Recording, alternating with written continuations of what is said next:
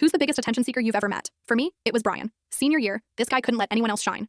Birthday party, he'd hijack it with a 20-minute speech. Someone came out, he'd show up in drag to make it about him. Every single event had to center around Brian somehow. The worst part? He ended up as my roommate because he was the only one who could afford the extra bedroom in our apartment. So I avoided being home as much as I could. That night, I was at my lab partner Amy's place to study, though we ended up just eating pad thai instead. When I got up to leave, Amy laughed and said, "Say hi to Brian for me," since I'd been nonstop complaining about how much he talked. The next morning, her best friend, who'd skipped our study session, called me screaming. Amy had overdosed after I left. I collapsed on my kitchen floor. Later, after the police station, I called my mom sobbing. Brian was eavesdropping from the living room, and within minutes, he was drafting a Facebook post announcing our devastating loss. He insisted he deserved to break the news because he understood grief. I felt sick knowing Amy's last words were about him. I ripped his laptop away and told him absolutely not. Her best friend or her family should tell people, not a guy who barely remembered her last name without Instagram.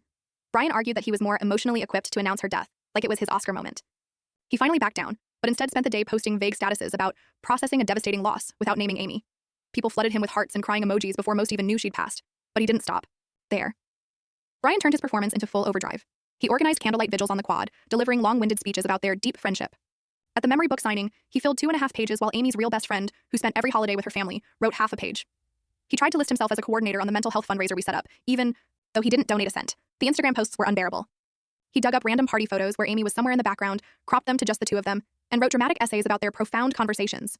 In reality, the one time they talked, she just asked him to move so she could get to the bathroom.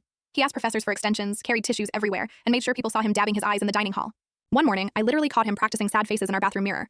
Watching him was like seeing someone method act their way through another person's tragedy. But the real disaster came at Amy's memorial service. The chapel was packed, and Brian practically sprinted to the mic during open sharing. He launched into a story about having dinner with Amy the week before she died, at some trendy seafood place downtown. He claimed they shared lobster bisque while talking, for hours about their futures, his voice cracking perfectly on cue. The room went silent. Amy's mom gasped. Her dad stood up so fast his program hit the floor and shouted, "What the hell is wrong with you?" Then Amy's younger sister yelled from the front row, "Amy was deathly allergic to shellfish.